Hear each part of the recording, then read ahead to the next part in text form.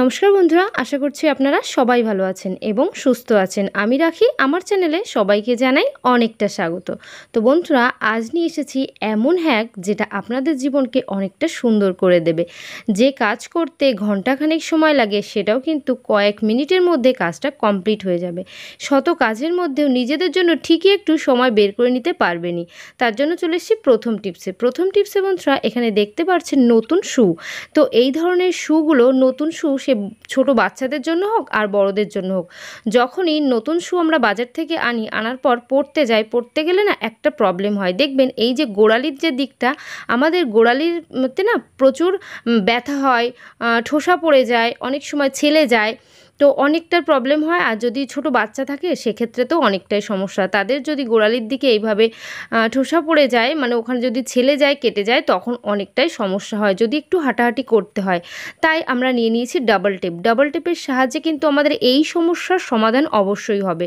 Double টেপের কিছুটা অংশ আমি কিন্তু কেটে নিলাম, একটু বেশি করে কাটতে হবে। কেটে ঠিক পেছনের দিকে এই গোড়ালির এখানে আমাদের যেখানে ছেলে যায়, মানে কেটে যাচ্ছে এই গোড়ালির দিকটা, নতুন জুতো পরলে সেইখানে যদি ডাবল টেপটা দিয়ে দিতে পারি, যেহেতু ডাবল টেপ একটু স্পঞ্জি হয়, মানে এখানে না অনেকটা সফট হয় এই ডাবল টেপটা, এই জন্য এই সফট একটা টেপটা আমরা যদি পেছনের দিকটায় লাগিয়ে রাখি, তাহলে কিন্তু আমাদের গোড়ালির দিকে কোনো সমস্যা হবে না। নতুন জুতো পরলেও, সে আমরা যখন বেশি হাঁটলেও দেখবেন, সে বড় হোক ছোট হোক, কারোরই কোনো প্রবলেম হবে না। তাই বন্ধুরা, যখনই নতুন শু কিনে আনবেন, পরার আগে কিন্তু এইভাবে একটু সেলো টেপ লাগিয়ে নেবেন, মানে ডাবল যে টেপটা লাগিয়ে নিলে আপনাদের সমস্ত সমস্যার কিন্তু সমাধান হয়ে যাবে।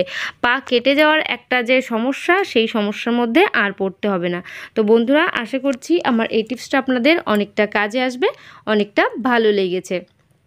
তো আমি চলে এলাম আমার পরবর্তী টিপসে বন্ধুরা, এখানে আছে মিক্সার জার। তো দেখবেন আমরা মশলাপাতি যখন পেস্ট করি, মানে মাংস রান্না করার সময়, মাছ রান্না করার সময় পেঁয়াজ, রসুন, আদা এই সমস্ত পেস্ট করতে হয়। দেখবেন পেঁয়াজ, রসুন, আদা এগুলো পেস্ট করতে করতে এই যে মিক্সার জারের মধ্যে অনেকটা বাজে দুর্গন্ধ আসতে শুরু করে। আবার এই যে ব্লেডটা অনেকটা সময় দীর্ঘদিন মিক্সার মেশিন ব্যবহার করার কারণে ব্লেডটার ধার কমে যায়। তখন কিভাবে আমরা খুব সহজ উপায়ে ব্লেডের ধার করিয়ে নিতে পারবো, তারই কিন্তু ছোট্ট একটা টিপস আজ নিয়ে চলে এসেছি।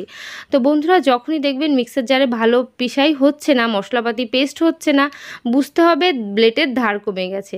তখন আমরা এরকম নিউজ পেপার নিয়ে নেব। নিউজ পেপার নিয়ে কিছুটা অংশ আমি এখানে ছিঁড়ে নিলাম। এইবার এটাকে ছোট ছোট টুকরো করে ছিঁড়ে নিতে হবে। বন্ধুরা, নিউজ পেপারটাকে এইভাবে ছোট ছোট টুকরো করে ছিঁড়ে যদি আমরা এইভাবে আমাদের মিক্সার জারের মধ্যে দিয়ে দিতে পারি, এই মিক্সার জারের মধ্যে দিলে দেখবেন আমাদের মিক্সার জারের ধার অনেকটা চলে আসবে, অনেকটা গন্ধ রিমুভ হয়ে যাবে।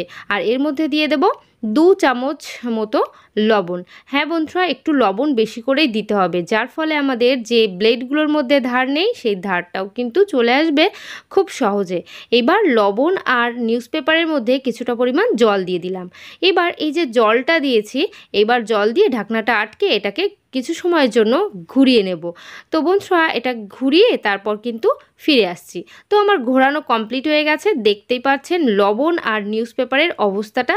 ঘোরানোর পর এইভাবে যদি একটু ঘুরিয়ে নিতে পারেন, মাসে অন্তত একবার যদি এইভাবে পরিষ্কার করতে পারেন, তাহলে ধার চলে আসবে। আর যখনই পেঁয়াজ, রসুন, মশলাপাতি বেশি করে কাটছেন, তখন একটু মিক্সার জারটা পরিষ্কার করে নেবেন।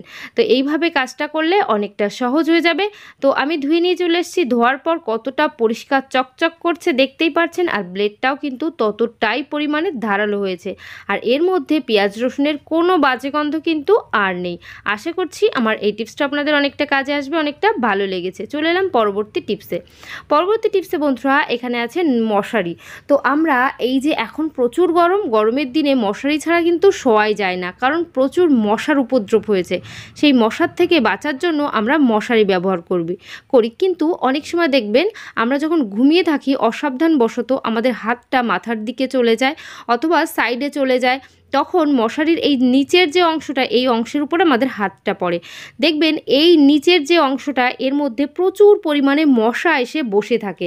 আমাদের অসাবধানবশত যখনই মশার সাইডে মানে মশারির সাইডে হাতটা পড়ছে, তখনই কিন্তু সেই মশাগুলো হাত থেকে রক্ত খাওয়া শুরু করে দেয়।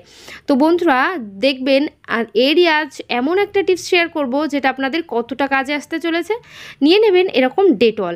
তো ডেটল নিয়ে, ডেটল যদি তুলোর মধ্যে করে একটু লাগিয়ে, এই যে নিচের মশারির যে নিচের অংশটা, এই যে কাপড় দেওয়া থাকে, সেই কাপড়ের জায়গাগুলোর মধ্যে ডেটল একটু ঘষে দিতে পারেন, তাহলে কিন্তু আপনাদের অনেকাংশে সমস্যার সমাধান হয়ে যাবে। যদি ডেটল না থাকে সেক্ষেত্রে ডেটল সাবানটাও ব্যবহার করতে পারেন।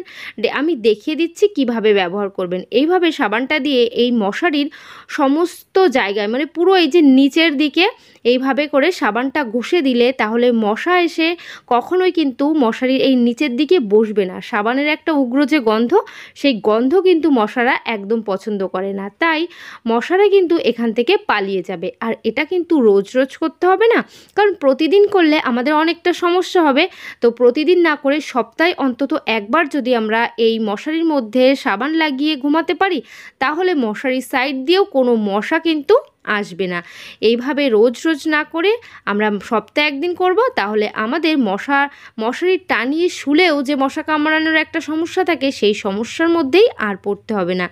এইভাবে ছোট্ট একটা টিপস আপনাদের যদি ভালো লাগে, অবশ্যই কিন্তু আমাকে একটু কমেন্ট করে জানিয়ে দেবেন আমার টিপসগুলো আপনাদের কেমন লাগছে।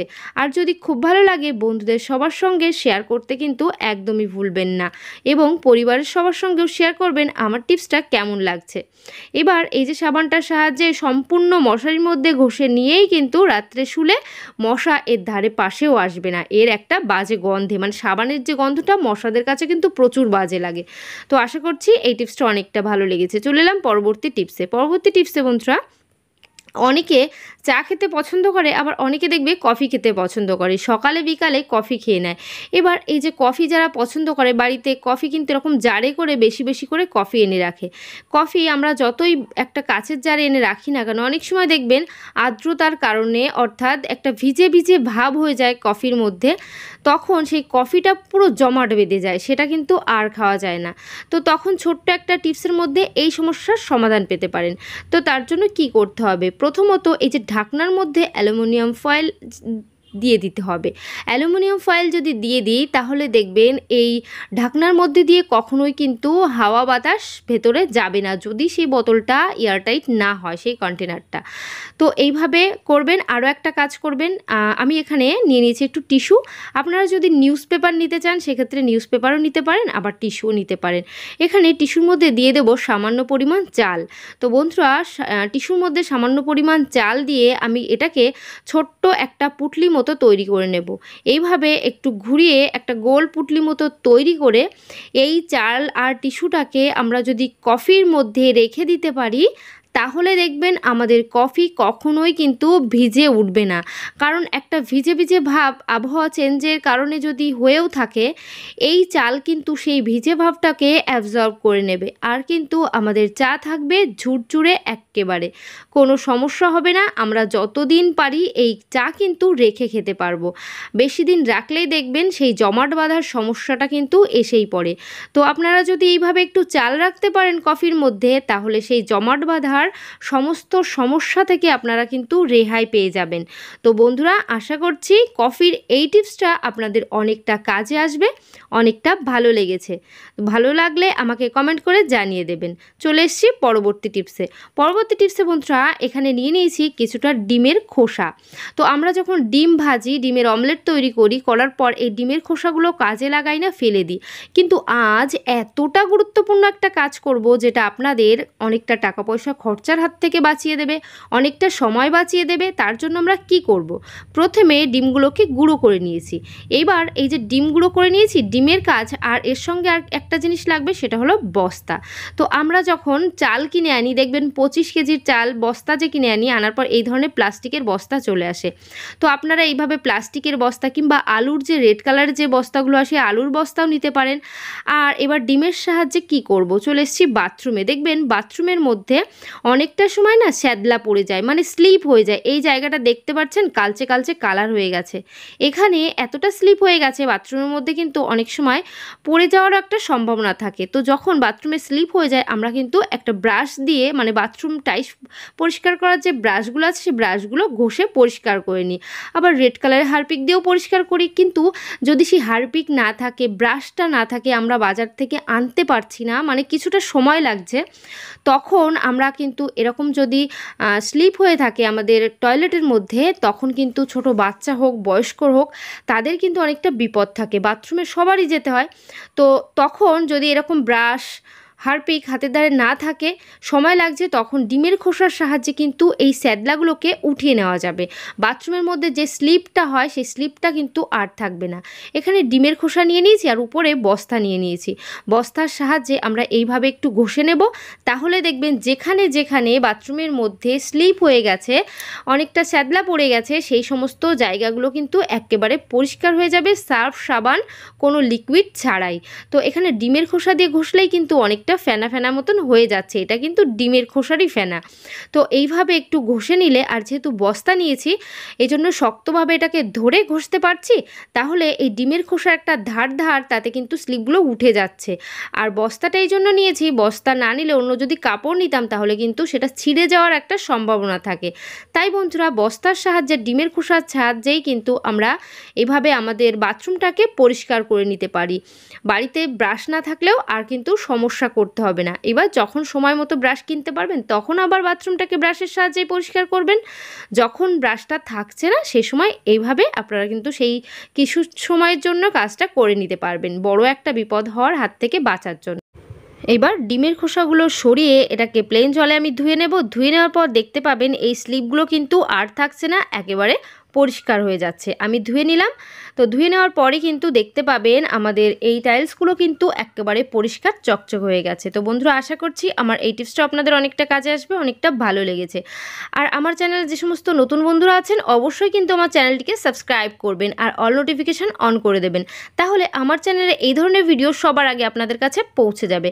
তো আজকের ভিডিও আমি কিন্তু এখানেই শেষ করছি। সবাই ভালো থাকবেন, সুস্থ থাকবেন। আবার নেক্সট কোনো ভিডিওয় তাড়াতাড়ি দেখা হচ্ছে। তো বন্ধুরা, টাটা, বাই।